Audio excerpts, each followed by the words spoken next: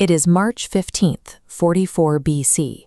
With the Roman Forum undergoing renovations, the Senate session is pushed a kilometer away to the Curia of Pompey. This temporary location is secluded.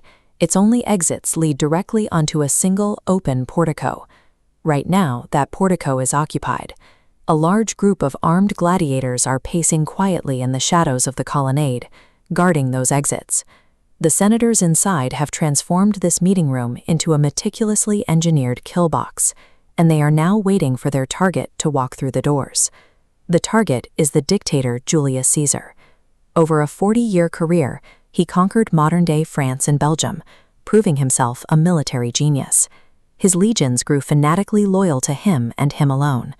Fearing that accumulation of power, his political rivals in the Senate tried to strip his military command and the legal immunity that came with it.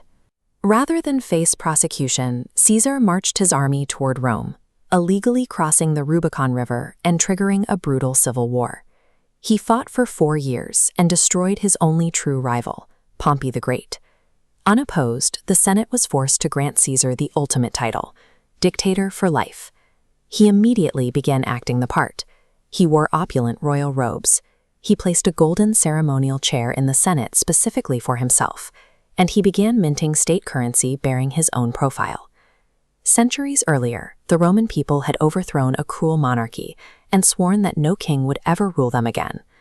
To the conservative aristocracy, Caesar's absolute authority made his assassination a republican necessity. A group of about 60 men spent months preparing for this day. It is a highly dangerous coalition, made up of pardoned Pompeian enemies from the Civil War and Caesar's own disillusioned allies. Finding the right place to strike proved difficult. They considered attacking him on a crowded street known as the Via Sacra, but Caesar surrounded himself with a highly intimidating entourage of friends, making a public ambush far too risky. They drafted a plan to hurl him off a bridge to armed men waiting below. They even explored hiding assassins in plain sight at a chaotic gladiator show. They finally settled on a Senate session on the 15th of March. By Roman law, attendees were strictly prohibited from carrying weapons into the chamber, which would limit any resistance. Time was also running out.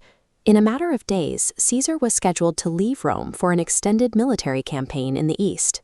The closed Senate session stripped Caesar of his public protection, forcing a lethal confrontation that he could no longer avoid.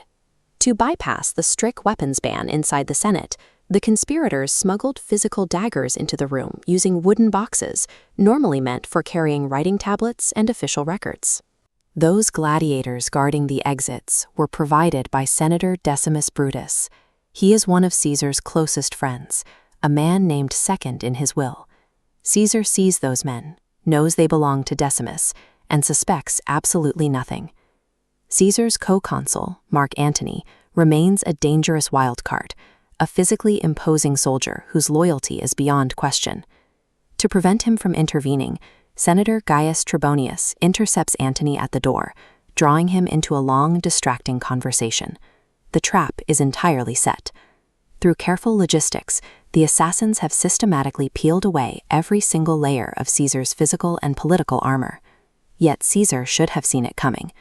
Weeks earlier, a fortune teller named Spurina performed a ritual sacrifice and found the animal had no heart. The next day, a second animal was missing part of its liver. Reading the entrails, she warned Caesar a fatal event would occur by the midpoint of March. On the evening of March 14th, Caesar sat with a fellow senator discussing their mortality. When asked what his preferred method of death would be, Caesar replied simply, "A death which is unexpected."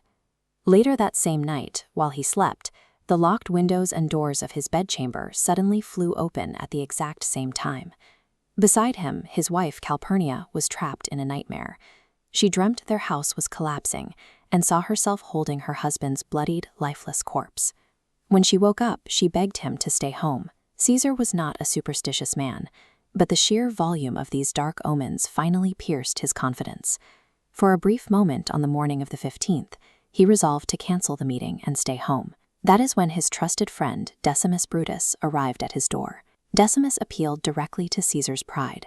He asked if the great dictator was really going to insult the entire Senate by refusing to show his face because his wife had a bad dream. Caesar took the bait. He ignored the warnings, left his home, and began the walk toward the Curia of Pompey.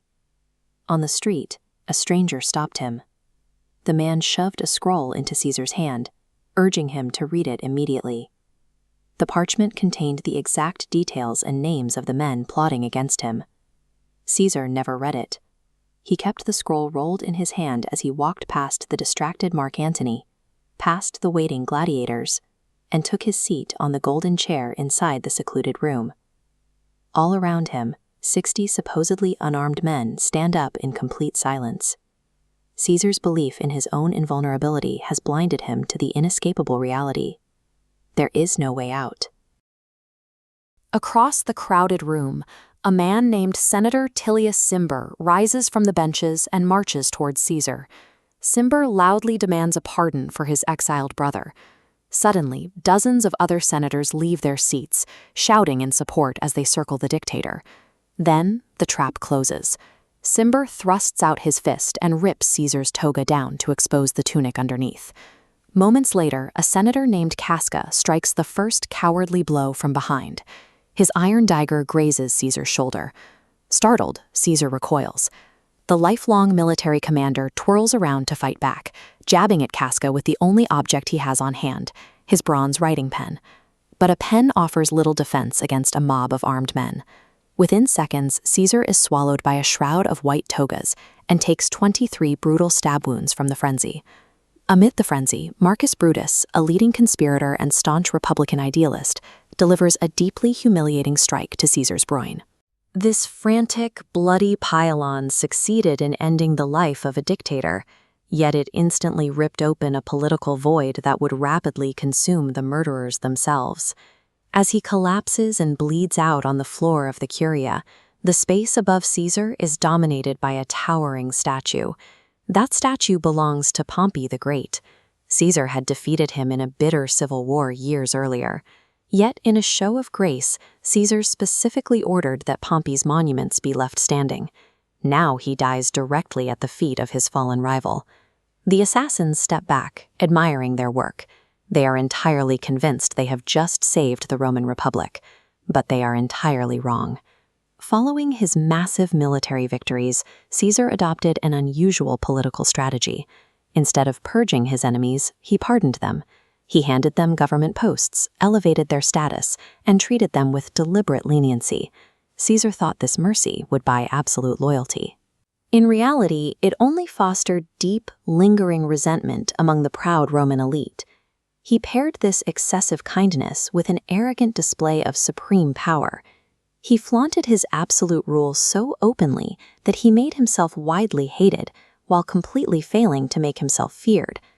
Building an authoritarian regime without instilling absolute terror is a fatal combination. His grace became his greatest vulnerability, giving his enemies the motive and proximity to strike. We can see the assassin's immediate hollow pride in this silver denarius minted by Brutus, proudly displaying the 2 daggers and a cap of liberty, as if they had truly freed Rome. But eliminating one man does not restore a democracy. The assassination immediately triggered a chaotic scramble for control. Stepping into this void is a terrifying new alliance: Caesar's adoptive son Octavian, his former consul Mark Antony, and his trusted general Marcus Lepidus. Together, this second triumvirate ruthlessly hunts down the conspirators. They launch a catastrophic civil war, systematically crushing all remaining Republican opposition across the Mediterranean. The assassins thought a surgical strike would exile the dictator. Instead, they birthed a vengeful, 3-headed military machine that shattered the Republic permanently. When the dust of the civil wars finally settles, Octavian stands alone over the ashes of Rome, crowning himself the first true emperor. Octavian survives where his father died because he learns a crucial lesson. As John Balston notes, a successful autocracy cannot survive if it is careless like Caesar's. Balston argues that true authoritarianism must disguise itself. It must wear a republican mask, maintaining the outward appearance of traditional democratic institutions. Octavian executes this perfectly. He feeds the Senate the illusion that the republic functions normally, while wielding absolute monarchical power from the shadows. He avoids the sharp end of a dagger because he knows the illusion of tradition is more effective at controlling people than naked supremacy. The conspirators bled to save a republic that never recovered. In its place rose an empire that would dominate the world for 5 centuries. Yet the name of the man who died on the Senate floor outlived them all. Julius Caesar achieved an immortal fame that no dagger could erase. In their violent attempt to cut out a single tyrant, the assassins didn't save their world. They merely handed it over to a system far more dangerous and far more permanent.